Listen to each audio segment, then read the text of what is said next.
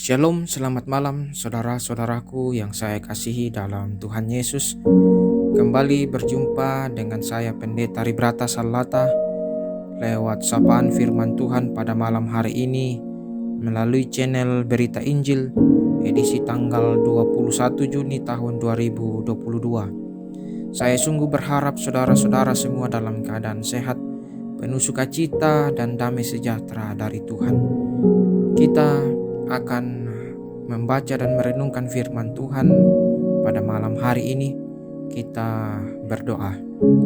Bapa kami dalam sorga, kami mau menaikkan syukur kami Tuhan untuk segala kebaikan Tuhan, kasih sayang Tuhan, pemeliharaan Tuhan yang begitu sempurna dalam hidup kami.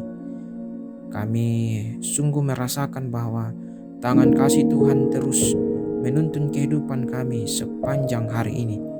Dan pada malam hari ini kami akan membaca dan merenungkan firman-Mu. Kami sungguh-sungguh merindukan kebenaran firman Tuhan dinyatakan kepada kami, agar firman itu menjadi pedoman bagi kami untuk kami boleh mengerti, memahami apa kehendak Tuhan yang ingin Tuhan sampaikan kepada kami, dan juga kami boleh lakukan di dalam hidup kami setiap hari. Kami mohon kuasa Roh Kudus menuntun kami, menolong kami, sehingga kami boleh memahami dan mengerti kehendak-Mu. Ampuni salah dan dosa kami, dan terima kami yang datang berdoa. Dalam nama Tuhan Yesus kami berdoa. Amin.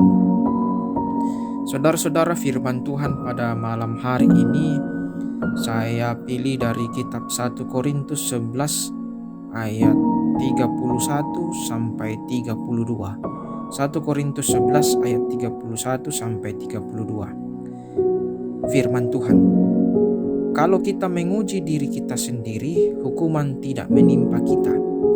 Tetapi kalau kita menerima hukuman dari Tuhan, kita dididik supaya kita tidak akan dihukum bersama-sama dengan dunia.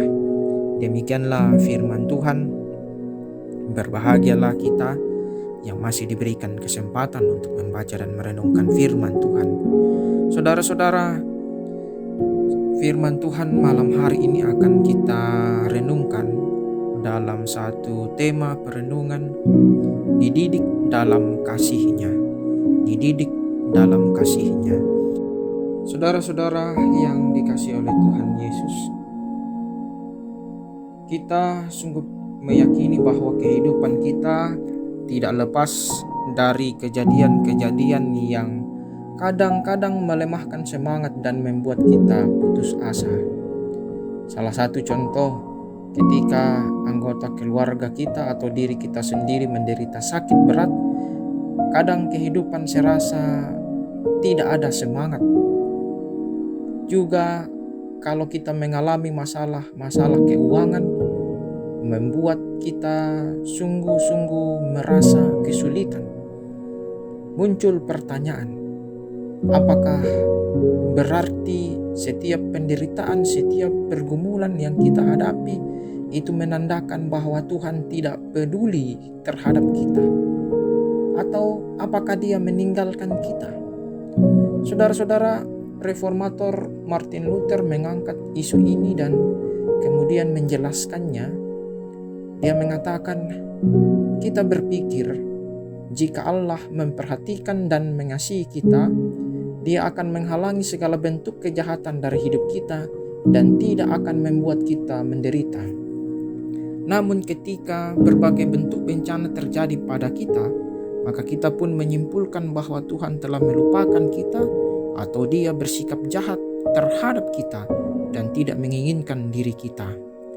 Luther lalu mengatakan, ketika muncul pikiran-pikiran semacam itu, kita harus membentengi diri dengan firman Tuhan. Kita tidak boleh menghakimi menurut pendapat kita sendiri, tetapi perlu selalu merujuk kepada firman Tuhan. 1 Korintus 11 menyatakan bahwa Tuhan mendisiplin mereka yang memiliki hidup kekal. ini berarti dia sama sekali tidak memiliki maksud jahat, tetapi mereka diizinkannya untuk mengalami berbagai bentuk penderitaan, salib, dan godaan.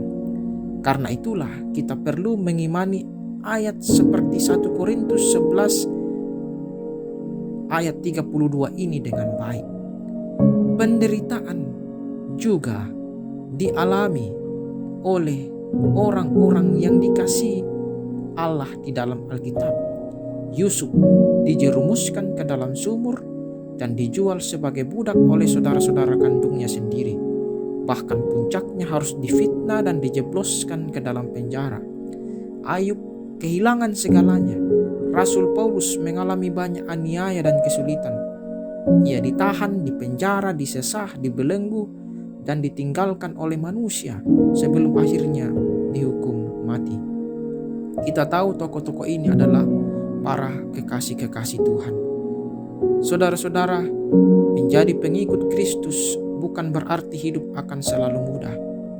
Hendaklah kita terus yakin bahwa Tuhan Yesus tidak pernah meninggalkan kita satu detik pun dalam hidup kita.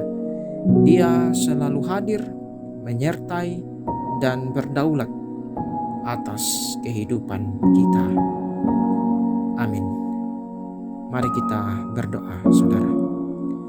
Bapa kami dalam sorga, kami bersyukur untuk kebenaran firman Tuhan yang boleh kami dapatkan melalui pembacaan dan perenungan firman Tuhan, bahwa kehidupan kami sebagai manusia memang penuh dengan pergumulan, penuh dengan masalah. Tetapi kami juga sadar bahwa kami punya Allah yang maha kasih, Allah yang senantiasa mengizinkan setiap penderitaan, setiap pergumulan, setiap masalah itu untuk membentuk karakter kami seturut dengan kehendaknya, sehingga setiap penderitaan itu menjadikan kami hari demi hari serupa dengan Kristus. Tokoh-tokoh di dalam Alkitab telah menyatakan bahwa mereka semua mengalami pergumulan dan penderitaan. Oleh karena itu, kami mau terus percaya kepada Kristus Yesus Tuhan dan penebus kami, bahwa Dia tidak akan pernah meninggalkan kami. Dia akan selalu hadir, menyertai, dan berdaulat atas hidup kami. Apapun kesulitan, apapun pergumulan, masalah yang kami hadapi, kami mau terus percaya dan yakin bahwa Allah yang berdaulat atas kehidupan kami dan mampu, sanggup menolong dan memberikan jalan keluar bagi kami semua. Kami berdoa Tuhan untuk saudara-saudara kami yang sakit, kiranya Tuhan berkenan menyembuhkan melalui cara Tuhan sendiri, ataupun juga melalui setiap upaya-upaya pengobatan yang diterima, kiranya itu menjadi sarana di tangan Tuhan untuk mendatangkan kesembuhan. Kami berdoa untuk pemerintah kami, Tuhan berkati para pemimpin kami dalam menjalankan roda pemerintahan, kiranya mereka terus diberikan kesehatan serta hikmat bijaksana daripada Tuhan, sehingga mereka boleh memerintah dengan baik, dengan penuh bijaksana, dan kami pun boleh merasakan rasa aman, tentram, damai sejahtera yang datangnya daripada Tuhan melalui para pemerintah kami. Kami akan beristirahat pada malam hari ini Tuhan. Kami mohon pimpinan-Mu, penyertaan-Mu, perlindungan-Mu, sehingga kami boleh beristirahat dengan baik.